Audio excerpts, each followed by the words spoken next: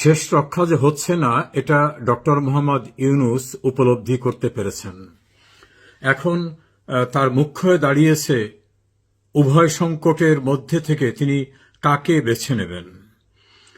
NCP নামক যে রাজনৈতিক দলটি জন্ম থেকেই মৃত্যুর দিকে ঢলে পড়ল, সেটা নিয়ে তিনি আর কোনো আশা রাখছেন না। এনসিপি সম্পর্কে বিদগ্ধজনদের মন্তব্য, এমনকি যারা শেখ হাসিনার বিরুদ্ধে খুব সোচ্চার ছিলেন, তারা এনসিপি সম্পর্কে যে সকল মন্তব্য করছেন সেগুলি ডক্টর ইউনূসের অ্যাসিস্ট্যান্ট প্রেস সেক্রেটারি তার ভাতিজা অপূর্ব জাহাঙ্গীর বিভিন্নভাবে অতি গোপনে তাকে সরবরাহ করছেন। সেখানে নাকি এভাবে ফুটে উঠছে যে এনসিপিকে কেউ বলছেন ন্যাশনাল চিলড্রেন পার্টি, কেউ বলছেন ন্যাশনাল ক্রিমিনাল পার্টি, কেউ ন্যাশনাল নগদ চাঁদা পার্টি, নানাভাবে অভিহিত করেছেন তাদের কৃতকর্মের কারণে। এবং তারা কাউকে সম্মান না দিয়ে যে দাম্ভিকতা, বিভিন্ন রকম আচার-আচরণ করেছে এসব কারণে, এবং বিশেষ করে তাদের যে অর্থলিপ্সুতা, হঠাৎ করে উত্থান, বিশাল কিছু হওয়া, তত্ত্বকথা দিয়ে শেষ পর্যন্ত তার বিপরীত কর্মকাণ্ড করা, এটা নিয়ে ভীষণভাবে ইমেজ সংকটে এনসিপি যে গান কেস, লস্ট কেস, এটা ডক্টর ইউনূস উপলব্ধি করতে পেরেছেন। বিশেষ করে এনসিপির প্রধান যিনি, নাহিদের বাবার অফিস খুলে চাঁদাবাজি করা, কমিশন নেওয়া, আসিফ মোহাম্মদ সজীব ভুইয়া যিনি সবচেয়ে পাওয়ারফুল মিনিস্ট্রি, দুটো মিনিস্ট্রির দায়িত্বে, তার এপিএস এর অর্থ কেলেঙ্কারি, নিজে এয়ারপোর্টে আর্মস নিয়ে যাওয়া এবং বিভিন্নভাবে তার তদবির বাণিজ্য, এলাকায় সন্ত্রাস করায়, কুমিল্লায় ব্যাপক শত শত মানুষ স্লোগান দিয়ে তার পদত্যাগ দাবি করছে এবং খুব খারাপ ভাষায় স্লোগান দিয়ে বলছে বাপে পুতে মিল্লা দেশটা খাইল গিল্লা। এবং এলাকায় একজন শিক্ষয়িত্রীর গগন বিদারী যে আর্তনাদ, সেখানে যে নির্যাতন, সেখানের যে হত্যাকাণ্ড, তার জন্য আসিফ মাহমুদ সজীব ভুইয়াকে অভিযুক্ত করা হচ্ছে। আবার পণ্ডিত হিসাবে পরিচিত, তাদের কাছে যিনি মাস্টার মাইন্ড হিসাবে দাবিদার, মাহফুজ আলম, তাকে নিয়ে বিতর্ক প্রথমে তিনি সৃষ্টি করলেন। ৭১ কার কি ভূমিকা ছিল এটা বলার পর যখন জামাত বা স্বাধীনতা যুদ্ধের বিপক্ষে যারা ছিল তারা ক্ষুব্ধ হয়ে গেল, তখন এক বিব্রতকর অবস্থায় নতুন করে সংযুক্ত হয়েছে তার ভাইয়ের অ্যাকাউন্টে সিডনিতে বিপুল পরিমাণ টাকা যাওয়া সম্পর্কিত একটি ফেসবুকের স্ট্যাটাস বনিয়ামিন নামক এক ব্যক্তি দিয়েছেন। সেটা নিয়ে আর একটা পর্যায়ে, এক পর্যায়ে তিনি মাহফুজ আলম তিনি তার পূর্বের বিভিন্ন মন্তব্যের ভাষা ব্যবহারের ক্ষেত্রে দুঃখ প্রকাশ করেছেন। তিনি এখন তথ্য সম্প্রচার উপদেষ্টা। অন্যান্য যারা এই এনসিপির নেতৃবৃন্দ, মাসুদ থেকে শুরু করে অন্যান্যরা হঠাৎ করে বিশাল বড়লোক হয়ে যাওয়া, বাড়িতে বিল্ডিং করা, কেউ ৩০০ গাড়ি নিয়ে সমবিহারে যাওয়া এবং তাদের রাজনৈতিক কর্মসূচিতে সাজোয়া সেনাবাহিনীর যানবাহন ব্যবহার করা, সেখানে র্যাব, পুলিশ, বিজিবি, প্রশাসনকে ব্যবহার করা, এত কিছু করেও যখন তাদের কোনো সুফল দেখা যাচ্ছে না, তখন এই চ্যাপ্টারটাকে ডক্টর ইউনূস এখন অ্যাবান্ডেন্ড চ্যাপ্টার হিসেবে ঘোষণা করেছেন। যদিও প্রকাশ্যে তিনি বলছেন না, কারণ কৃতজ্ঞতা বলতে তো একটা জিনিস থাকে। তিনি তো উচ্ছ্বসিত এদেরকে বলছিলেন তার নিয়োগকর্তা। তার নিয়োগকর্তা মানে মনিব, আর মনিব আর চাকর একটা দায় দায়িত্ব বোধ তো থাকে। দ্বিতীয় সমস্যার মুখোমুখি তিনি বুঝছেন। 11টি দেশে তিনি সফর করেছেন। সফর থেকে আসার পরে বাংলাদেশের গণমাধ্যম এবং কিছু জ্ঞানপাপী সাংবাদিক, বুদ্ধিজীবীরা বিশাল করে সংবাদ এবং টেলিভিশনের আলোচনায় নিয়ে আসছিলেন যে ইউনূস যেখানে যাচ্ছেন সেখান থেকেই সাহায্যের ঢল নামতেছে, যা অতীতে কেউ কল্পনাও করতে পারেনি। কেউ কেউ তো বলছেন যে খালেদা জিয়া শেখ হাসিনার আমলে এরকম আসে নাই, কিন্তু রেজাল্ট হচ্ছে কোনো দেশ থেকেই কিছুই আসে নাই। তারপরে ভরসা ছিল যে আমেরিকার সঙ্গে ইউনূসের খুব সম্পর্ক, তারা একটা কিছু করবেন। তারা তৈরি পোশাকের উপরে এবং অন্যান্য যে সকল মাল বাংলাদেশ থেকে রপ্তানি করা হয় তার উপরে যে শুল্ক আরোপ করেছে, সেই শুল্কের কারণে বাংলাদেশের তৈরি পোশাকের সবচেয়ে রপ্তানির বড় বাজারটা আমেরিকা, বাংলাদেশের এই খাতটা টোটাল বন্ধ হয়ে যাওয়ার উপক্রম হয়েছে। এক্ষেত্রে ইউনূস আমেরিকার কোনো সাহায্য পাচ্ছেন না। নির্লজ্জতার ভিতর থেকে খুব বিব্রতকর অবস্থা গেছে তার। তিনি যখন যুক্তরাজ্যে গেলেন, যুক্তরাজ্যের প্রাইম মিনিস্টার তাকে দেখা করবেন একেবারে সরাসরি বলে অস্বীকৃতি জানালেন। এটা চরম একটা বেইজ্জতি কারবার হয়ে গেল। মধ্যপ্রাচ্যে বিশেষ করে মালয়েশিয়ায় নতুন করে লোক নেওয়া হবে, উপদেষ্টা আসিফ নজরুল বলছিলেন যে দ্বার খুলে গেছে। এখন দেখা গেল মালয়েশিয়ায় যারা যাচ্ছেন তাদেরকে ফেরত দিয়ে দেওয়া হচ্ছে এবং তাদেরকে জঙ্গি অভিযোগে গ্রেপ্তার করা হচ্ছে।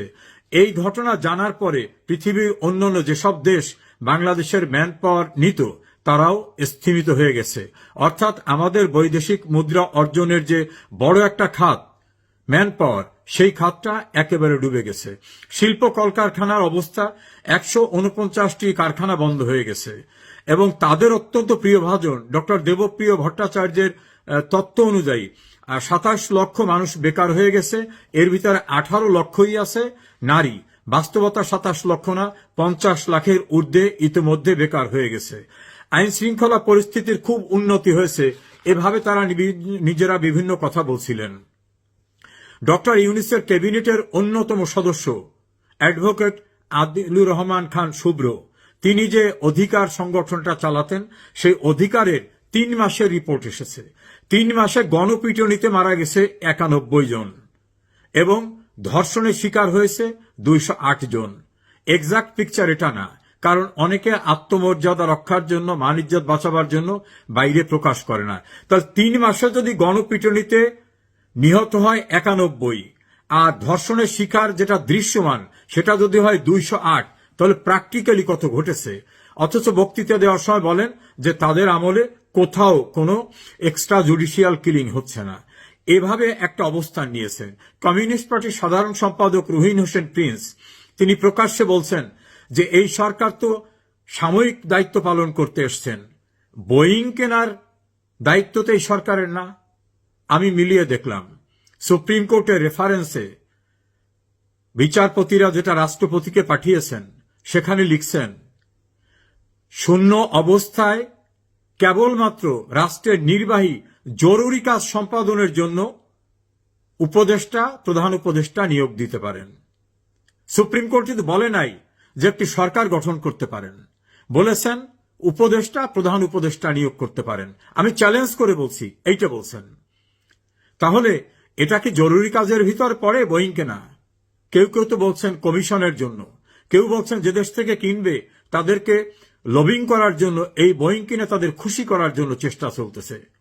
তবে আমি যারা এটা সরবরাহ করবেন বা যারা সম্পৃক্ত হবেন তাদের উদ্দেশ্যে বলবো, আমি একজন আইনজীবী হিসাবে, এটা সম্পূর্ণ বেআইনি।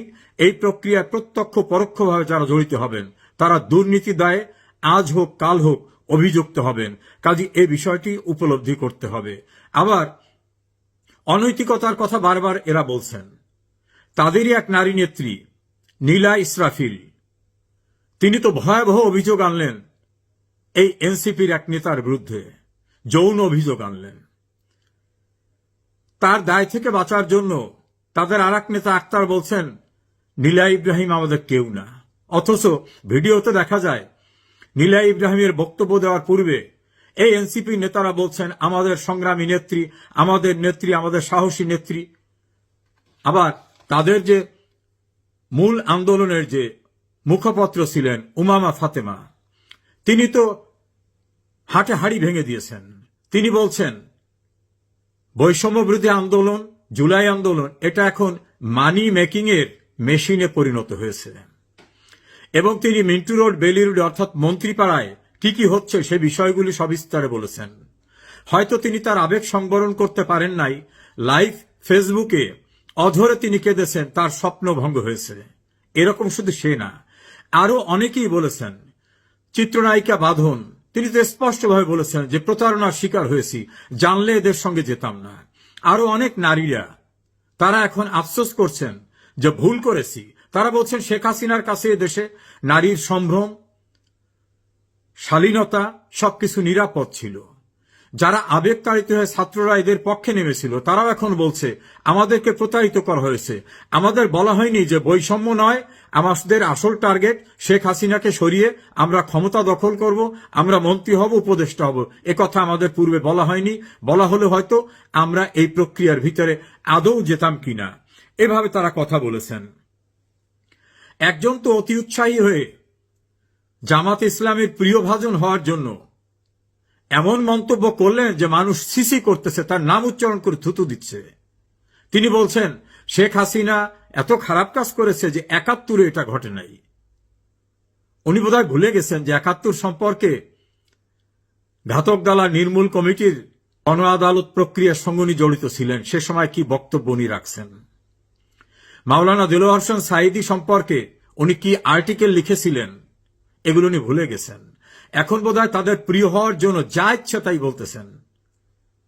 আসলে উনি বুঝতে পারছেন না উনি সব কুল হারা। ওই বাংলা ফোক গানে আছে একুল অকুল দুকুল হারা, উনি সেরকম অবস্থায় গেছেন। যদি ওনার সম্পর্কে প্রবাসী অনলাইন অ্যাক্টিভিস্ট ইলিয়াস বিভিন্ন রকম অভিযোগ এনেছেন, আমি সেই অভিযোগের সত্যতা অসত্যতা বলি না। তিনি আমার অত্যন্ত প্রিয় এবং পরিচিত জন ছিলেন। তার এই পরিবর্তন আমাকে বিস্মিত করেছে, শুধু আমাকে না, তাকে অত্যন্ত স্নেহ করতেন সুপ্রিম কোর্টের বীর মুক্তিযোদ্ধা অ্যাডভোকেট জেডাই খান পান্না। আজকে তার মন্তব্য দেখলাম, তিনি বলছেন সি সি, তিনি এভাবে মন্তব্য করেছেন। শুধু এই ক্ষেত্রে না, পদযাত্রা করতে গিয়ে দেখলাম ময়মনসিংহে তাদের সবচেয়ে ডার্ক সাইডের কথা যিনি বলেন হাসনাত আব্দুল্লাহ, তিনি নাকি ধাওয়া খেয়ে ফেসবুকে দেখলাম বলছে দৌড় প্রতিযোগিতায় ছিলেন, এখন তিনি হসপিটালে।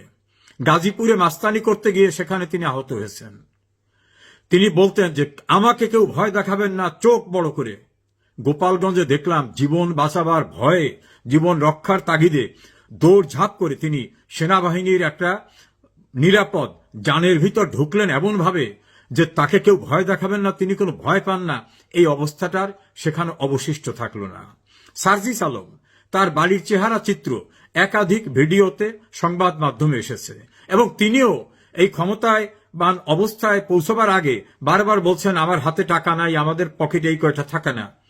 এখন তাদের যে অবস্থান, সেই অবস্থান দেখে তাদেরই যারা সহযোগী আম জনতা পার্টির এক নেতা এবং যারা ইনকিলাব মঞ্চ, তারা বিভিন্নভাবে তাদের চরিত্র তুলে ধরছেন।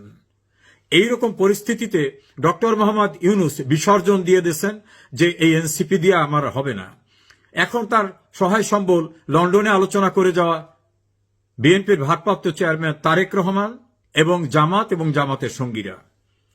জামাত এবং জামাতের সঙ্গীরা কোনোভাবে এখন নির্বাচনের পক্ষে না, তারা আরো গুছিয়ে নিতে চায়। তারা এনসিপি, হেফাজতে ইসলাম, পারলে চরমোনাইকে, ইসলামিক শাসনতন্ত্র আন্দোলন, অর্থাৎ অনেককে নিয়ে তারা একটা কাজ করতে চায়। তারা এখনো প্রস্তুত না তাদের ভাষায়। এজন্য তারা বলছেন দেশে এখন অস্থিতিশীল পরিস্থিতি, এখন হবে না। এনসিপি বলছেন জুলাই প্রোক্লামেশন ডিক্লেয়ার না হওয়া পর্যন্ত কিছু হবে না। অর্থাৎ জুলাই প্রোক্লামেশন ডিক্লেয়ার করলে বাংলাদেশের সংবিধানকে পরিত্যক্ত করা গেলে নতুন সংবিধান হতে হবে, গণপরিষদ নির্বাচন হতে হবে, এটা সময় সাপেক্ষ। তাহলে এই আসিফ মাহমুদ, সজীব ভুইয়ারা নির্বিঘ্নে থাকতে পারবেন। আর বর্তমান সরকারের শ্যাডো যে উপদেষ্টারা যারা সরকার পরিচালনা করছেন, তারাও ধীরে ধীরে গুছিয়ে নিতে পারবেন জামাত ইসলামী বাংলাদেশ। ওদিকে বিএনপি বলছে নো, আর সময় দেওয়া যাবে না, ইলেকশন দিতে হবে। এখন বিএনপি শক্তিশালী রাজনৈতিক দল, তারা বলছে ইলেকশন দিতেই হবে। মির্জা আব্বাস থেকে শুরু করে অন্যান্যদের জোরালো বক্তব্য, আবার জামাতের বক্তব্য, সব মিলিয়ে একটি ভয়ঙ্কর পরিস্থিতির ভিতরে পড়েছেন এই শিবির। তারা এখন কি করবেন দিক খুঁজে পাচ্ছেন না। বিএনপির কথা শুনবেন নাকি জামাত ইসলামীর কথা শুনবেন? অন্যদিকে তার যে বড় বড় রাষ্ট্র যারা তাকে বিভিন্নভাবে সাহায্য করত, আমেরিকা সহ অন্যান্যরা, তাদের নাকি মোহ কেটে গেছে ওনার উপরে, তারা এখন আর সাড়া দিচ্ছেন না। তিনি তাদের পরামর্শ নেওয়ার জন্য বাংলাদেশস্থ হাইকমিশনে বিভিন্ন জায়গায় ধর্ণা দিচ্ছেন, ভালো রেসপন্স পাচ্ছেন না। উনি খুব সংকটের ভিতর থেকে ফ্যাকাশে মুখ করে বিভিন্ন রকম আলাপ আলোচনা করেও কোনো সমাধানে আসতে পারছেন না। ওনার ভাতিজা ডেপুটি প্রেস সেক্রেটারি অপূর্ব জাহাঙ্গীর এবং তার যারা একান্ত ঘনিষ্ঠ, তাদের নিয়ে ক্লোজ ডোরে নাকি মিটিং করে বলতেছেন যে এই সংকট উত্তরণের উপায় কি। এই উভয় সংকটের ভিতর উনি আছেন। উনি বুঝতে পারেন নাই বাংলাদেশ নামক রাষ্ট্রেতে উনি কোনদিন রাজনীতি করেন নাই, ওনার কোনো অবদান নাই। উনি 5 টাকার কোনো সাহায্যই দেশকে করেন নাই, 71-এর কোনো অবদান ওনার নাই, গণ আন্দোলনগুলি হয়েছে সেখানে কোনো ওনার ভূমিকা নেই। উনি প্রাকৃতিক দুর্যোগে বাংলাদেশে কারো পাশে দাঁড়ান নাই। বঙ্গবন্ধু হত্যাকাণ্ডের পরে ওনার অবস্থান কি ছিল কোন স্টেটমেন্ট দেন নাই। এমনকি জিয়াউর রহমানের হত্যাকাণ্ডের পরে ওনার কোন স্টেটমেন্ট দেখা যায়নি। 21 আগস্টের গ্রেনেড হামলার পরে ওনার কোন স্টেটমেন্ট দেখা যায়নি। উনি ইসলামের পক্ষে কোনো কথা বলেননি। ফলে এই দেশটাকে পরিচালনা করা যত সহজ ভেবেছিলেন অত সহজ না। মেটিকুলাস ডিজাইন করে একটা সরকারকে সরিয়ে দেওয়া যায়, কিন্তু রাষ্ট্র পরিচালনায় বিদেশি কিছু লোক নিয়ে আসা, যেটা সিনিয়র সাংবাদিক এম এ আজিজের ভাষায় আন্তর্জাতিক সরকার, এই আন্তর্জাতিক লোকদের নিয়ে এসে ভাড়াটে লোকদের নিয়ে যে কিছু করা যায় না, এটা ওনার উপলব্ধি ছিল না। উনি ভেবেছিলেন সারা বাংলাদেশের লোক ওনার সঙ্গে আছে, কারণ গ্রামে গ্রামে সুদের ব্যবসা করেছেন, লোন দিয়েছেন, লোনের টাকা তুলেছেন। উনি ভেবেছিলেন এটা, কিন্তু বাস্তবতা ভিন্ন। এই দেশের মুক্তিযুদ্ধে, স্বাধীনতায়, এই দেশের অগ্রগতিতে কোথাও ওনার কোনো অবদান নাই। হঠাৎ করে বিদেশি টিম নিয়ে এসে ভাড়াটে সরকার হয়ে উনি যা করতে চেয়েছিলেন, সে স্বপ্নে উনি রণভঙ্গ দিয়েছেন। এখন দেখার সময় উনি কি শ্যাম রাখবেন না কুল রাখবেন।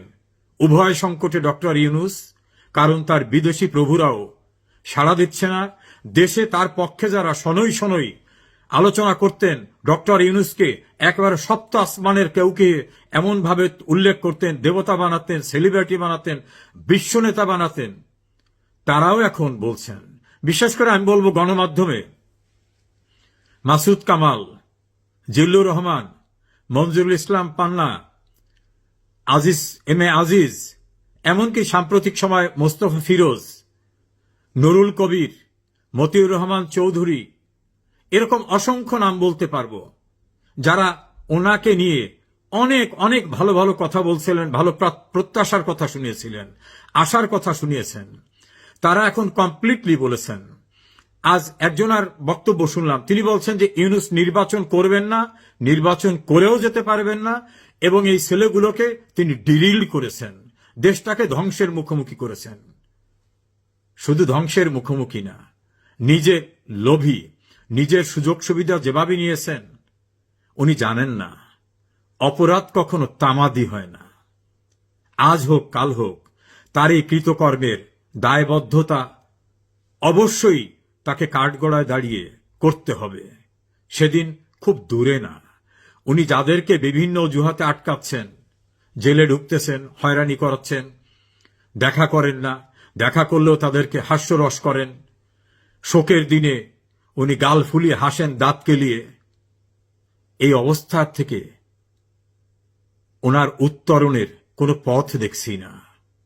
উনি বাঘের পিঠে সওয়ার হয়েছেন। বসে থাকাও সম্ভব না, নামলেও পরিত্রাণ হবে না। উভয় সংকট ইউনূসের পরিণতি দেখার জন্য আমরা অপেক্ষা করছি।